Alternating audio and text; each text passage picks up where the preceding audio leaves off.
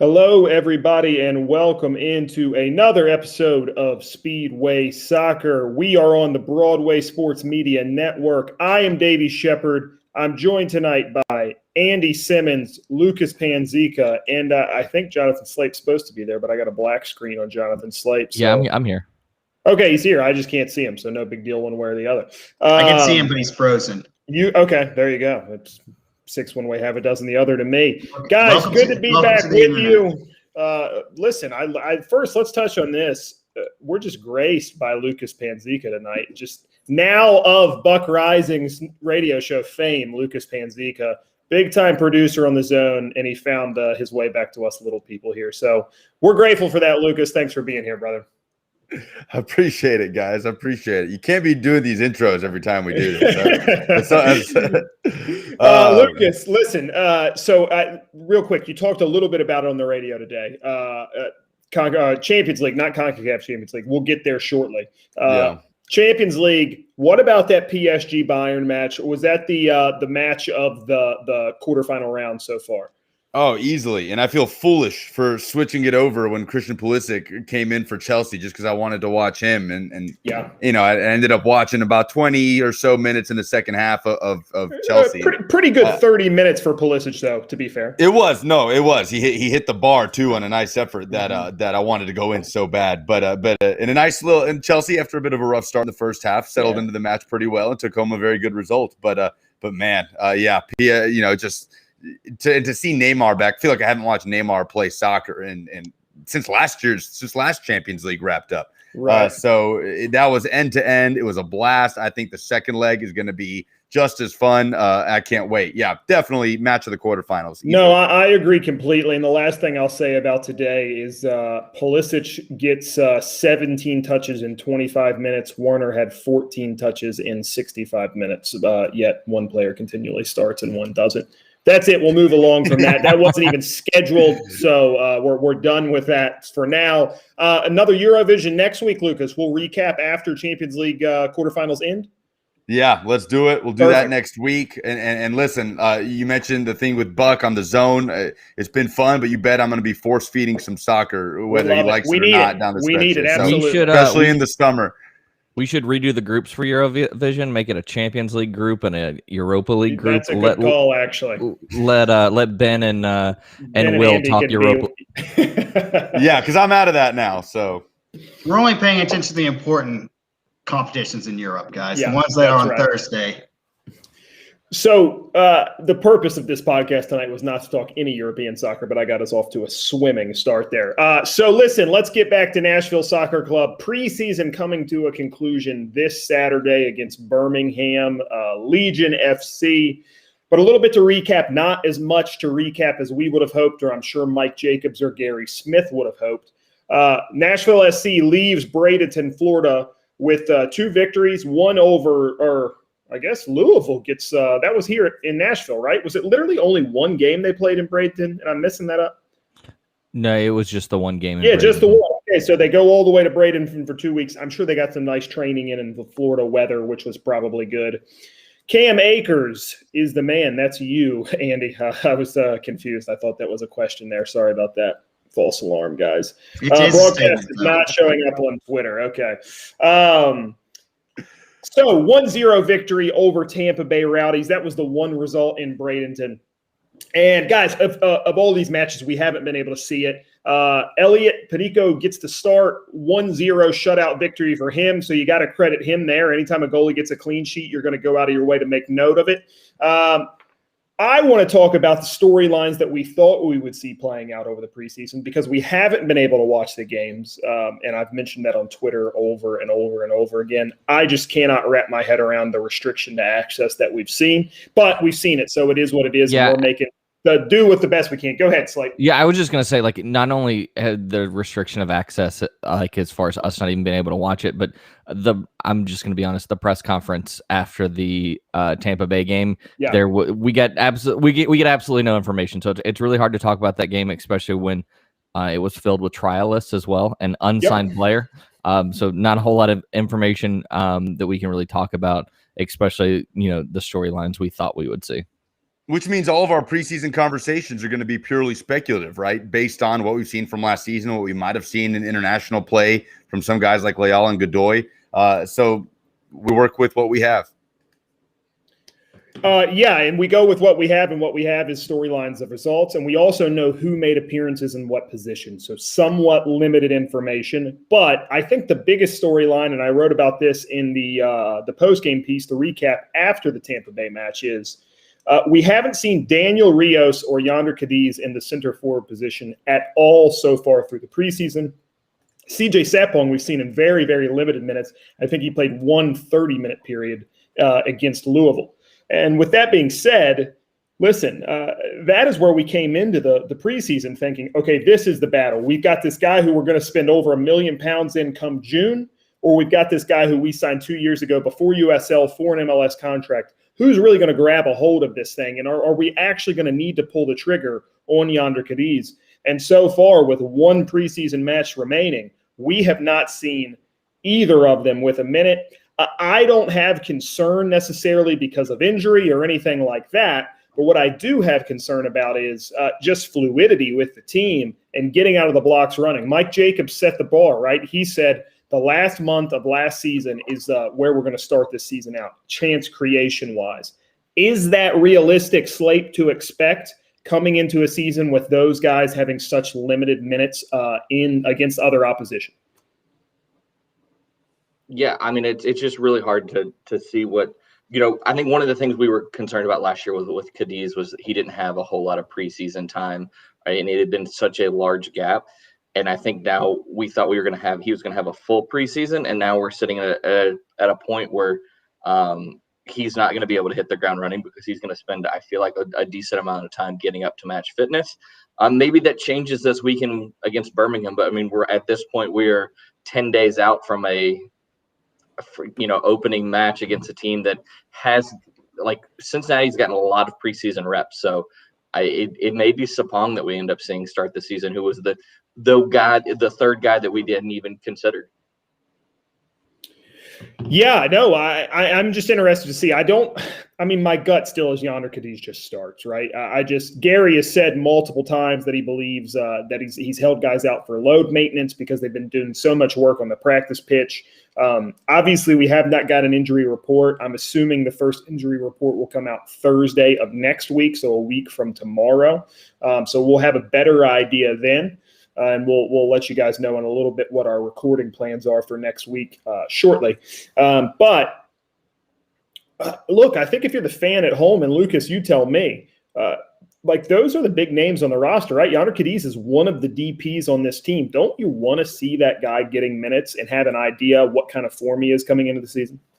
Yeah, especially because of the way he came in last season and battling through visa issues first, forever to get settled in, and then some knocks here and there. He felt like he never truly was fit and settled into the lineup, even though he did make an impact late. I don't know that Nashville makes this run without Yonder Cadiz. Just a constant presence when you think about the FC Dallas game, and despite all the offside calls, it was the Toronto game with all the offside calls. Toronto, right? Yep. Yeah, it was the Toronto game. But he does score a crucial goal in the FC Dallas game. But either way, you want to see him with a full offseason under his belt. But listen, CJ Sapong is the most established MLS player on that front line.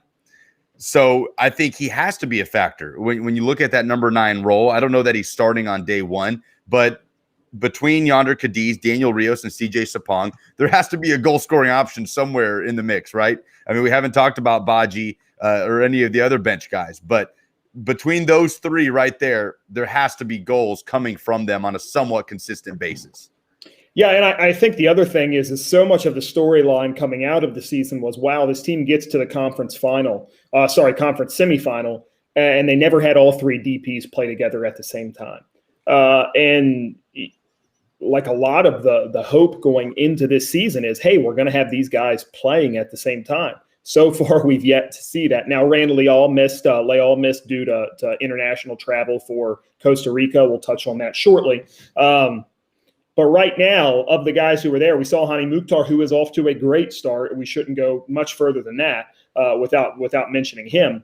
But listen, I think we've got to be able to see these forwards, and I think the hope has to be we see Daniel Rios or Yonder Cadiz in serious minutes against Birmingham Legion this Saturday at Nissan Stadium.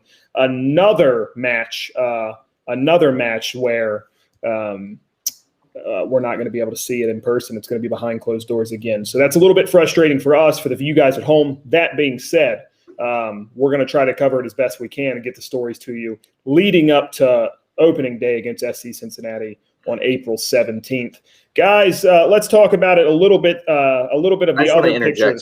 Go ahead. The one thing we did learn from the preseason, at least from the press conference after the game, was Gary talking about Rodrigo Pinheiro getting acclimated to the team. He spoke about it being very similar to when Leal came in at the start of the season last year, where he's not only is it a new team, it's a new country, it's a new language, but he felt that he was getting adjusted and was making some good progress. So we saw that it did take Leal a little bit of time. And a lot of that may also have been the stop-start nature of a COVID season. But looking forward to, once Leal gets back in camp, seeing, Leal, Mukhtar, Pinheiro, Cadiz, hopefully all together on the field at the same time.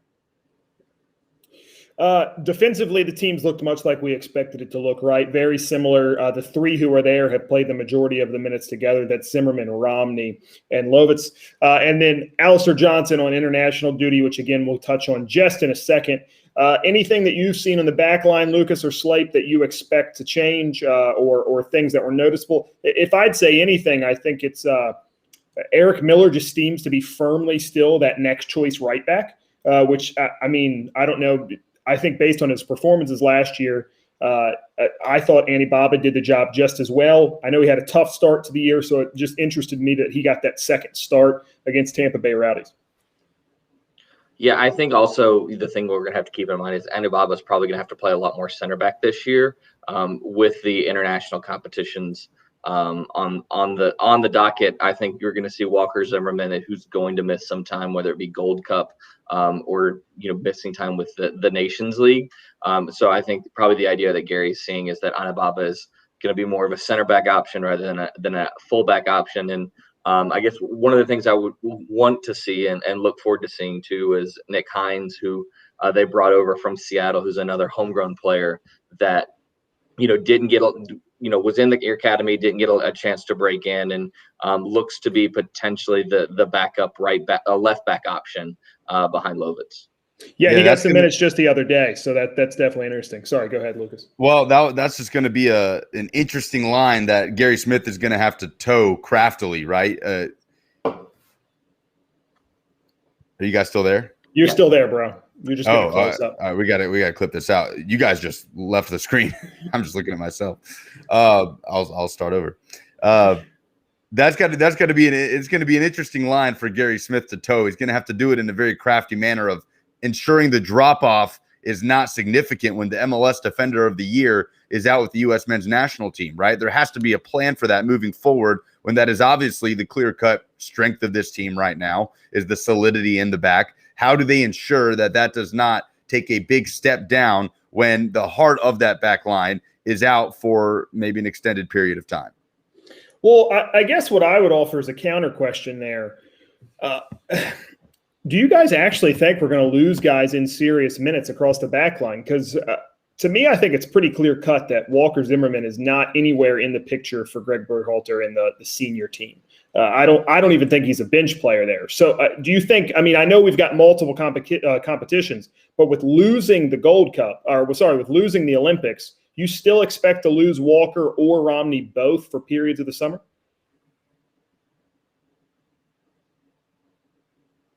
Slate, you there? Yeah, I 100%. No, sorry. No, I 100% expect to see Walker Zimmerman to lose him for Gold Cup, because Greg Berhalter has said pretty clearly that the first choice guys are not going to play Gold Cup. They're going to be playing the Nations League. So Walker Zimmerman is definitely, he's not in the A-level senior team, but I think that he will play with the Gold Cup. The other thing you have to figure out is, Johnston's going to miss. We do have the next round of CONCACAF qualifiers in June. and that's going to decide if Canada makes it out of the group. So they have three matches, and we'll have a camp leading up to that, and we definitely will see Johnston with them. I just want to clarify real fast there, just before you pop in, Lucas. To be clear, I think it's very stupid that Walker Zimmerman is not in that first team picture with Greg Berhalter. I think he clearly prefers Long to Zimmerman, and I don't quite wrap it around in my head. That being said, he's obviously the manager, so the decision is up to him. But that was not a slight on Walker Zimmerman. No, I agree. I think Zimmerman pairs better. I know Ben may disagree, but I think Zimmerman pairs better with John Brooks than Aaron Long does. Ben might disagree, but he's at the Water Zoo in Chattanooga, so he doesn't really get a say in tonight's podcast. So, Lucas, go ahead. Well, I guess we have to figure out what the expectation will be if we fall into the situation where Walker Zimmerman or Alistair Johnson or both are out for certain stretches throughout the season. I mean, we have to figure out how this team is going to be able to balance that out, so to speak. That's by far the most consistent this team was last season. But how do you find that consistency when you're missing those guys? I know every MLS team with national team players, regardless of the country, this is something they have to deal with. But not every MLS is focused foundationally on the back line like Nashville Soccer Club is. So I think even us as sort of Nashville Soccer Club media have to figure out, okay, what's the expectation here if they're missing guys like Johnston and Zimmerman at the same time? Well, I think the only other comment I would add in there is the idea that with Hines coming along, what does that mean for Taylor Washington? We saw him get a lot of meaningful minutes last year, especially late. And I think it's going to be interesting to see how that line gets walked. And we saw Hines, I think, played kind of on the left wing the other day. So to see him pushed up, again, that's kind of what we've seen Taylor Washington do traditionally. How is that going to look for him this go around? Guys, real quick, if you're out there, you're watching, listening, it seems like we're having some sort of technical issue with the chat. We're not getting questions or anything, so apologize for that. We will try to answer those if they come up later. If not, just drop it to us on Twitter, and we'll try to keep an active look on there for anything that you might have. I just got a text with a question. How will Jack Mayer factor in? I think he's got to factor in at some point. To me, I think that guy's got to be – and this is where I'm going to pigeonhole us into a stupid argument real quick. So endear me. But you hear a lot of, yeah, I know you do. A lot of talk about Daryl DK and what would have happened if we would have selected him. And I think that's, I think there's a lot of reasons to not think like that. But to me, if Jack Mayer isn't going to be your next center back off the bench, if he's not going to be that rock, if he's not going to be the guy who could play in one of those two places for sustained periods of time, then you really did miss the boat by not drafting DK. Because not only did you pass on a guy who's probably going to get sold to a pretty good team in the Premier League next year, you passed on a guy and you didn't come good on the guy you selected instead. So I'm sure Ben would say that's too harsh if he was chiming in here. But for me, he's got to be that next dude in. He's got to be the one who's going to get serious minutes. We saw him be that last year before he picked up that knock. And to me, I think it's really important that he continues to develop.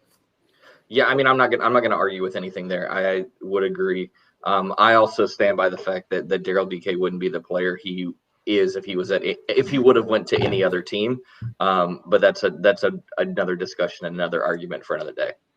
Because at that point, why did you draft him? I mean, I understand if it's a project, but that that has to be. I mean, he's his first number one pick in Nashville Soccer Club history. You would want to think that in year two, he can at least be an X factor when you're missing your key piece in the back line in the middle with Walker Zimmerman. Yeah, I'm totally with you, Davey. If Jack Maher with Zimmerman out is not a significant contributor this season, I'm massively disappointed. Yeah, to me, it's just got to be that. I think he's got the chops. And to be clear, I'm saying I'm disappointed if that's where we get. I don't think we get there. I think Jack Mayer is that next guy in. I think he is going to be the guy who spells Walker Zimmerman or Dave Romney. Now, the question to me, Slape, as we've lost Lucas here for a second, he had a brisket in the oven. We got barbecue fans watching. They know how that is. When the brisket is ready, you got to take the brisket out, okay? Slape, if Walker Zimmerman is gone and Dave Romney picks up a knock, now we're in the conversation, right? Because we're saying we think Mayer is the guy, but then can Andy Baba sub in right next to him for a sustained period of time throughout the summer? Yeah, I mean, I think that if it's I think we were blessed last year with the fact that Dave Romney did not miss a single minute the entire season. So I think that, that's definitely something you can't ever plan for that happening again. We're now going to see a longer season, and something we'll probably touch on more when we do our preseason preview is the chance that we could also be an Open Cup. Nashville has a pretty good shot of qualifying. So those are going to just be even more games, and Gary Smith is going to have to manage minutes. So I think even without an injury, we have to expect that Jack Mayer can step in and step up here. Yeah, no, I agree completely. And Slade, you bring up a good question. I saw it posed in the Reddit earlier, and all the responses were what I would have said. And I think I'm not going to dox myself because I did not answer the question, but they're what I would have said. And I think they're what we will all share here. The question was, would you rather make the MLS Cup playoffs or win US Open Cup? For me, and I've gone on and on in this about our chat about I think winning begets winning. I think you just have to win silverware. If that question is posed to me, I'm going US Open Cup. Does anybody disagree with that? No, I'm with you. Right? I mean, part of me feels like totally I should just disagree just for argument's sake, but yeah. I can't even craft an argument because not only does winning US Open Cup, not only does it beget winning and you get a trophy, you also get a spot in CONCACAF Champions League, which is a fantastic tournament, which would just put you up in an even higher profile. So definitely.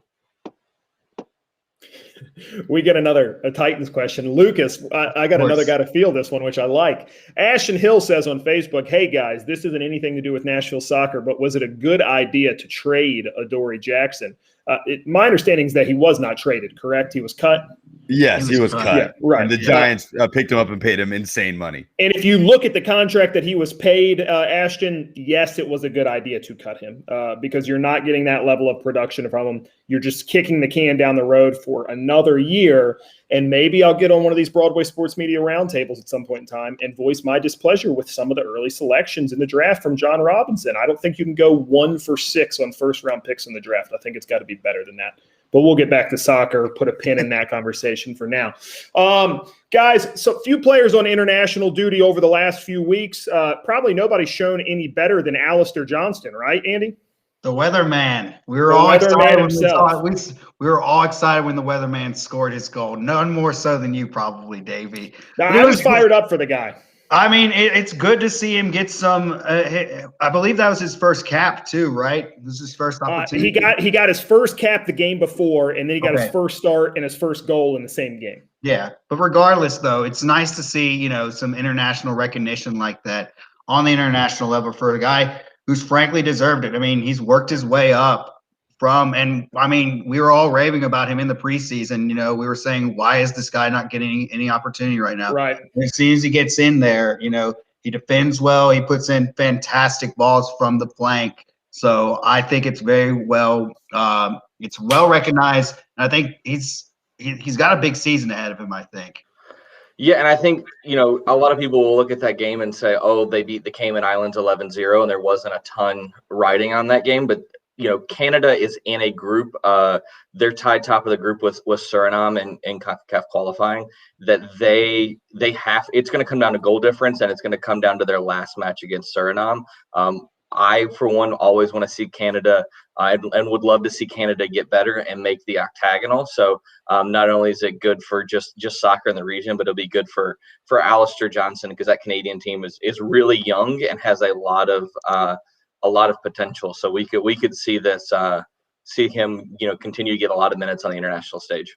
Yeah, I'd encourage anybody, too, if you haven't, go back and watch his interviews after that game. So much we get caught up in just performances and results and stuff like that. But just go watch the interviews with him on what it meant to him to score for his national team, and you'll see, what this is really about. I thought it was really, really good stuff and worth looking into for sure if you haven't seen it yet. Randall Leal shows himself well for Costa Rica as well. I think he had 2 goals in their last match after everything was already decided. So, again, off in good form. Good to see him get actual meaningful minutes. And, those two guys are going to come back, though they've missed some of preseason. I think they both joined up at the end of the time in Florida. It's going to be exciting to see them. I think we'll see both of them get minutes Saturday against Birmingham.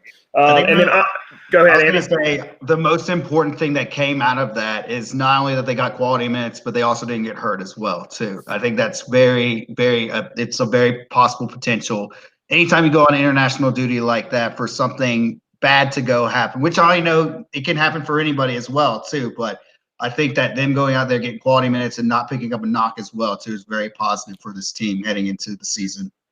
Ben from the group chat says Slape looks like he's live from a nuclear fallout bunker.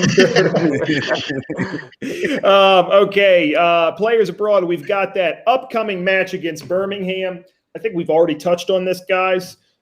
What do we want to see in that match against Birmingham? And I use air quotes around "see" for those who are only going to hear this in audio form. Because what would we want to see hypothetically any of it if we were able to watch? What I want to see is I want to see Randall Leal. I want to see Alistair Johnston, which we just touched on. We've already touched on Cadiz and Rios. I think one of those two guys needs to start. Preferably, we see minutes from both of the two.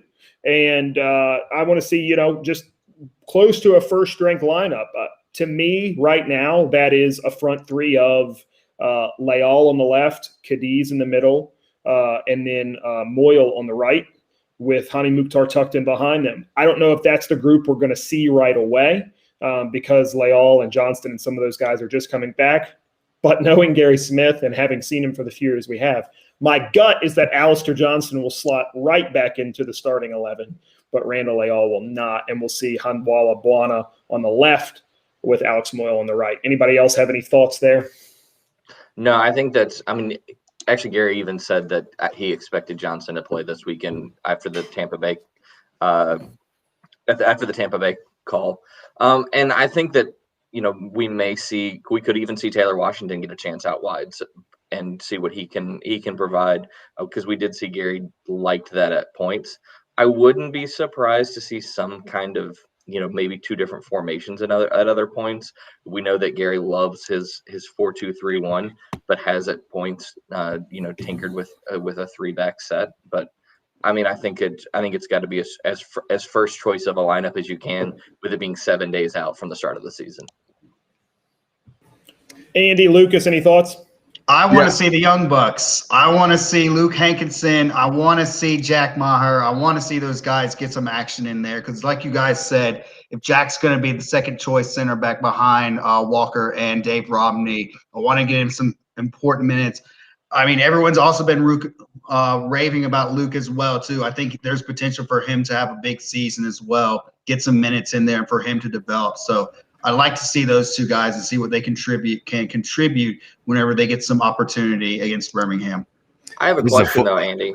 Do you think that Nashville can afford to give those guys game time with the lack of preseason minutes that these teams have played? That's a good question. That is a good question. I think that's fair as well, too. I'm just saying I'd like to see, if you really think that those guys are your future moving forward, you need to give them a little bit of opportunity to see what they can do. I think you can get them 30, 45 minutes. A week before the kickoff. Yeah, a week before the kickoff, nobody's going to play a full 90. So, I was about to say, especially, how these preseason games are as well, too. They might even split it up into 3 different formations or whatever, and have 11 substitutes. So yeah.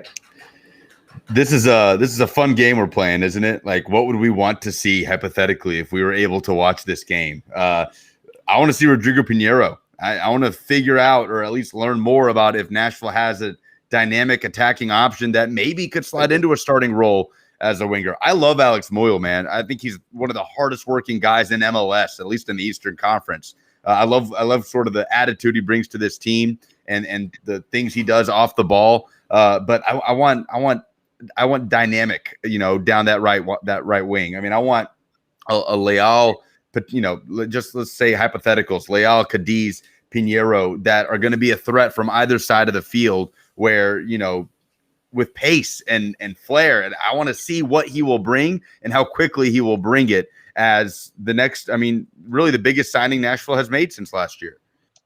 Yeah, he's absolutely the biggest signing we've made since last year, and I think it's kind of interesting that it took to the fourth person on this podcast to mention Rodrigo Pinero's name. I think Gary has done a really, really good job, and tell me if you disagree with this, of nerfing expectations for Rodrigo Pinero. I think he's done a really good job of saying, hey, it's going to take this guy some time. It's going to take him adjustment. He's going through a lot of things. I think that's really, really wise from Gary to kind of just temper everybody's expectations and say, hey, listen, just hold your breath. This guy's going to be good. We've seen the Uruguayan League translate well to MLS in the past.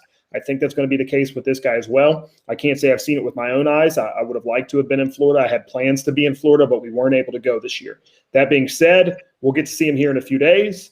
And the question I think, Lucas, is he going to be a sub that comes off the bench for a Moyle with 20 minutes left in the match? Or is he going to get to start? Is Gary going to put the trust in him like he did Randall Leal right off the bat? And for a guy who he's comparing, Gary's going out of his way to compare him to Randall. Randall got thrown right into the lion's den, right? He did. Randall was seeing intense minutes right off the bat, and he answered the bell.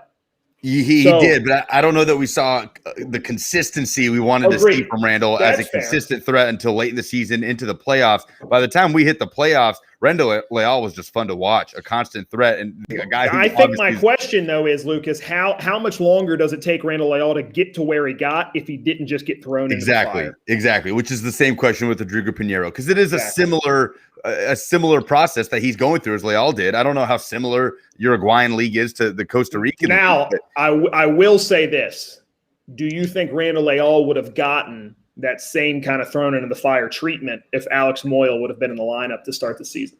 That's a great question. No, because I would say no, because he can trust Alex Moyle. Alex Moyle is he can trust him. He's a Gary guy, right? Like the two is the core. He's a Gary guy. So that's what Rodrigo's up against, is bumping out a guy who look, and we have no reason to think Gary's given Alex Moyle preferential treatment. That's not what I'm saying. But I'm saying if you look at the way Alex Moyle plays the game, I think of Gary Smith football. And so to me, that's who he's got to bump out. So I think it's going to be a little bit tougher for Rodrigo, and through no fault of his own. Alex Moyle's just a hard guy to edge out. He does everything the right way. And with a little bit of luck, his stats look a lot different. And we're thinking, well, hey, is Alex Moyle the actual starter here? And Rodrigo's going to take a year or so. I don't know. Yeah, I think that the thing with Leal being thrown in is there were no other options. I mean, you had Dunladi, and there was just no wing options last year going into the start of the season. And I think that we had to know. I think we didn't have the luxury, and with Rodrigo, there are options, and he doesn't have to jump right in. Question from Ben W., who I assume is not Ben Wright, because we got it through Broadway Sports Media. Wants to know, why is this preseason match closed doors at Nissan when they're letting in full media and a 24,000-person crowd a week later? And I think that's a really, really good question, Ben W., who chimes in on social media. Listen, we don't have an answer for it. It doesn't make any sense. Potentially, the media has never been in contact with players since everything resumed last year. So that wasn't a risk. I don't have an answer for you other than it's what the club chose to do. I think that was an incorrect decision. I think this club is up against a lot right now in sports world. And look, no one backs the product as much as we do, or guys like Wes and Tim over at Club Country. We've all been talking about this team. Drake, we've all been talking about this team as long as anybody has, right? So we've been doing it for a long time. We back the club. We back the product that they're putting onto the field, and we back its place in this city. This makes it harder for people who don't have a reason to back it from the word go. It makes it harder for them to get access to the club, and I can't quite track why that is the decision that they made. We've talked a little bit about it in the group chat, guys, and I think this is a good opportunity. He mentions 24,000 people. I think there was some mixed information out there about people getting moved from their seats to other seats and why that was happening. So I'll just put it to you this way. Here is what we know. We know that people have been moved. Some people have been moved from 100 to 200. Some have been moved to 100 to 300. We have seats right next to each other. You were moved to the 200s and I was moved to the 300s, correct? Yeah, that's correct. Right? That's the way it happened for us. I'll be in the box, but that's just the way it went down. It's going to happen for 2 games. Your seats are not being resold for individual ticket sales for other people to come in and sit in your season tickets, and you will be credited the difference in price. Team had about less than 2 weeks to make this decision. So again, we're no team homers. We're not going to carry water for them. I think they're put in a tough spot here. I think they did the best they could. Could they have communicated better? Certainly. But ultimately, I think they're in a bind with this decision. Anybody else have anything else to add there? No, I mean, I think the only thing I'll add is, Nashville is going to be one of the few teams that is going to be. Lucas has some brisket to add over there. Yeah. No, I mean, Nashville's going to be one of the few teams that's able to put in their full season ticket allotment. I mean, you do look at even a team like Seattle, they're only going to let 7,500 people in. So, I mean, we at least, we've been moved, but we at least are going to be able to be in there and watch soccer, which, after a year, I went to a couple games last year in the press box, but it's just after a year of no live sports, it's going to be good to be back. Yeah. Am I the only guy who attended as a fan last year after the pandemic? No, I didn't attend as a fan at any point. You didn't get to go before. I went to the Atlanta game as media, and then that was it. Right. Yeah, I went to Atlanta as I wanted to sit in the stands for the experience that game, and then after that, I was in the box with the exception of one game. I watched New England Revs at home. I think that was a 1-1 draw, and it was a very good experience. I can say this: I'm a Titans season ticket holder. They have done a bang-up job getting people in and out of the stadium, fully staffed. It feels great. I encourage you, if you are a season ticket holder, you will go to that game. You'll feel better than you do at the post office or the grocery store, wherever you go day to day. I can assure you of that. Andy, go ahead. Be nice to your season ticket reps, please. They've been through hell about this. They don't know all the answers about everything. They're just following the rules that are set in place by the guidelines. They don't know any better. They're not going to help you out with this. They're going to try their best they can, but if you've got someone to complain to, just be nice to them. Like, they're working. Tweet us. Tweet us and complain at us, because complain to us. Complain to we can do pretty much as they can do. So, in the words of Tennessee athletic director Danny White, text a buddy. Yeah, text a buddy, and don't go on Facebook about it as well. Too. Send all of your complaints to John Sloop. Yes, yeah, that's at NCA Mookie MOOKIE on Twitter. He is the official complaint department of Speedway That's exactly Soccer. right. He'll find a way to make and Jersey reviewer. That's exactly right. Guys, a few other topics, non-NSE related. We got about 7 minutes left before we hop off. Inter Miami FC, believe it or not, appears to not have a grasp on how MLS rules work, which I know sounds shocking. But so it turns out, David Beckham about this? I who knows where David Beckham is? He was probably at a PSG Bayern today or something like that, just hanging out. He's taking a more active role this year. Yeah, he's taking a more active role. He made that free kick at practice for the social media team. So you're right. He is being more active this year. Inter Miami, if you remember last year, they signed World Cup winner, World Cup starter, Blaise Matuidi, on what was then described to be a TAM level deal, which turns out was not a TAM level deal and was a DP deal. The other problem is that puts them at 4 total DPs: Pizarro, Pellegrini, and which one am I missing here, Slate? You're Gonzalo Higuain. Higuain, yes, Higuain, who came in last. How could I forget? Chelsea man himself, Gonzalo Higuain. So what does this mean? Well, MLS has not announced what it actually means yet, so there's no punishment or no anything like that.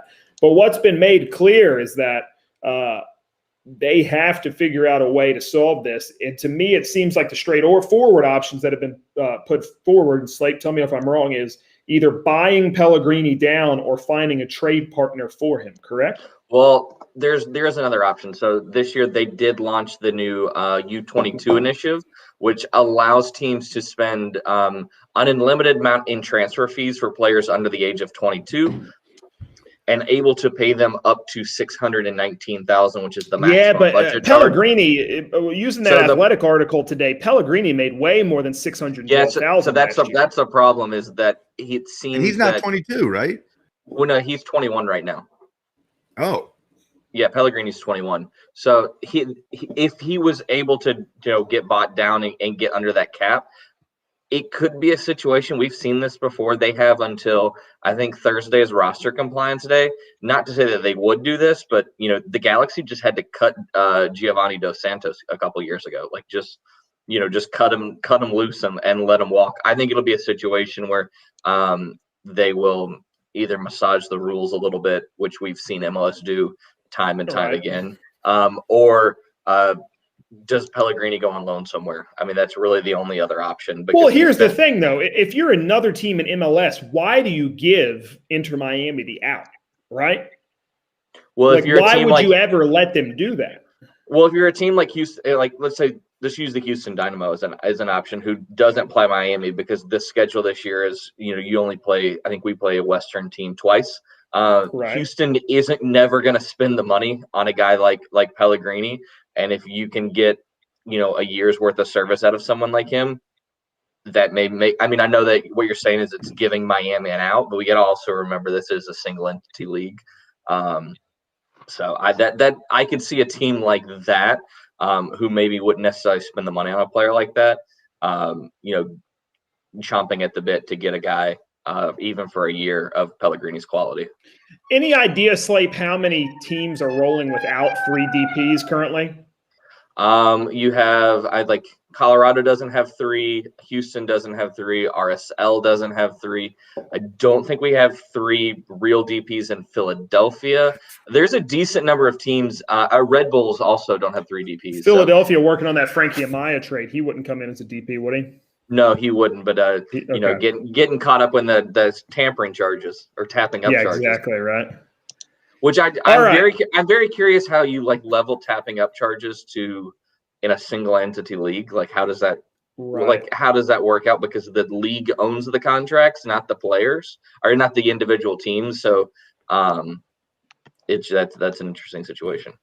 Guys, last topic of the day, CONCACAF Champions League got started last night. MLS teams go 2-0, which is a pretty solid set of results, especially considering 1-1, 1-1-0, right?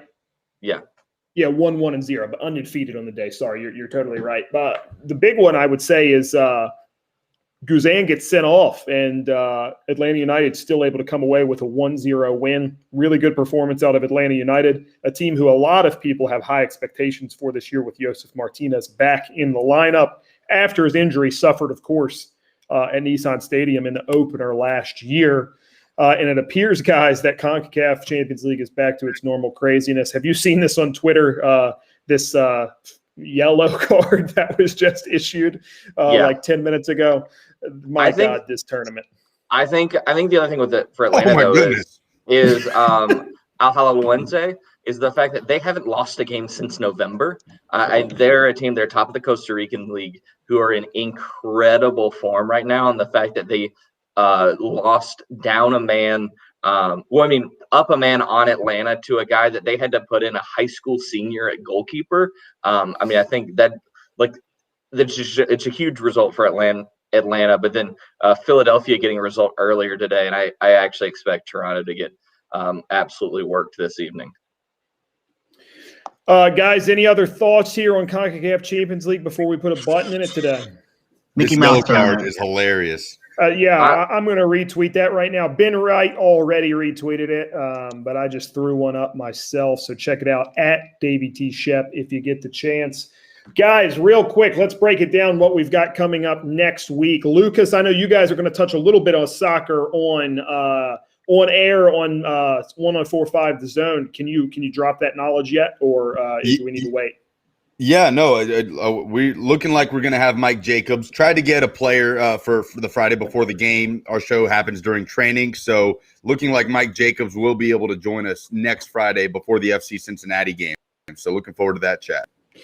Expecting to get a episode of an interview or two with a player. We've got some national media members coming in to chat with us next week as well. Slate, you guys got another episode of World of CONCACAF coming out?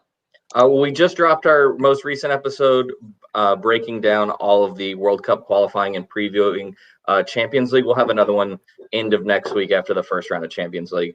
And if you haven't checked us out, World of CONCACAF, it's myself, Donald Wine at Stars and Stripes FC, and Eric Schmitz. We're just talking CONCACAF, talking island nations, all things the region. Not a U.S. soccer focus, but covering a lot of the stories that may get missed and just the craziness of this confederation. I've found it extremely valuable. I know less about CONCACAF than you guys do, and so it's been very, very good for me. So I appreciate it, and I would definitely go give that a listen if you have any interest in CONCACAF as a whole. Guys, here's the schedule for next week. We're going to get together early Monday. We're going to record an episode for Tuesday. That will be a MLS season preview. This is everything all season long, what we expect the league to look like, what we expect the club to look like, and where this team is headed in its second MLS season. Thursday, we'll be back out with another episode, possibly Thursday, Friday, another episode that will be a pre-game episode on FC Cincinnati, and we'll have a little bit of spice mixed in with both of those episodes. So listen, we got a lot to come out. We are back, and it's going to be covering everything in its entirety like we have for going into our fourth season now. So we're excited to have you along with us. Been a little slow around here lately, but believe it or not, it's pretty hard to cover soccer when you're not allowed to watch the games. So we look forward to getting back. Ben does a great job with that. Ben does a great job. We love Ben. I'm going to give him 3 cheers here. He's not here, but he's probably watching to make sure we're not totally screwing this thing up. But listen, at the water zoo. Too late. I know. We're back. He's at the water zoo with his kids. You're exactly right. We're back. We are going to make sure that we get you the coverage that you want, the coverage that you've come to expect from Speedway Soccer, both in written form at BroadwaySportsMedia.com, in audio form on Speedway Soccer and Speedway Soccer Eurovision. And, of course, me and Will Bowling will be holding down the fort on 104.5 The Zone with Nashville Soccer Show as well. Comprehensive coverage. You're going to get it 2 to 3 times every single week audio, and you're going to get it written all the time from Ben Wright. You already know he brings it steadily. Be on the lookout. Huge shout out to BroadwaySportsMedia.com for getting this out like they always do. I'll tell you this, if they can get Andy to be able to use this thing, they can get pretty much anybody to be able to use this thing. They definitely made it dummy proof. I'll tell you that. I love it. Guys, listen, we appreciate you for watching. If you're watching live, thank you for your questions. We appreciate Ashton and Ben for chiming in. We love Titans questions. Don't get it twisted. We love Titans questions. Bring Preds questions too. We don't care. We're going to pivot back to soccer, but I like to think we can answer anything you might have in front of us as well. We'll be back soon. Shout out to everybody for listening. We love you. We'll be back. Speedway Soccer. Take it easy.